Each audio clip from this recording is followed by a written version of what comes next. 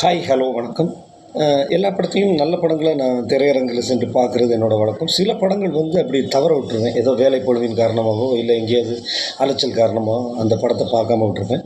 அப்படி நான் பார்க்க தவறுன படம் தான் இந்த கோழிப்பண்ணை செல்லத்துரை. ஆக்சுவலா இந்த படம் வந்து கமலா தியேட்டர்ல ஃபர்ஸ்ட் டே ஃபர்ஸ்ட் ஷோக்கு தான் நான் போற மாரி இருந்துச்சு. அந்த நேரத்தில எனக்கு வேலை இருந்ததுனால தியேட்டருக்கு போயிட்டு திருப்பி வேலைக்கு போயிட்டேன். அந்த மாரி ஒரு சூழல். அதுக்கு பிறகு அந்த படத்த இப்ப தான் அமேசான் பிரைம் ஓடிடில பார்த்தேன். அதாவது நல்ல ஒரு கதை.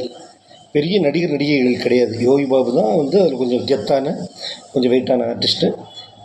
இயக்குனரை பாராட்டியே ஆகணும்.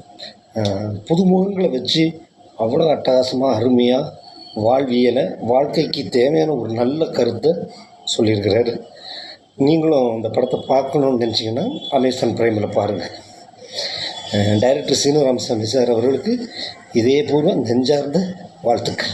நீங்கள் இதே மாதிரி இன்னும் நிறைய படங்களை எடுங்க. நிறைய புதுமுகங்களை உருவாக்கி தமிழ் சினிமாவுக்கு விஜய் சேதுபதி சார் மாதிரி நிறைய புதுமுகங்களை கொடுங்க. டாட்டா.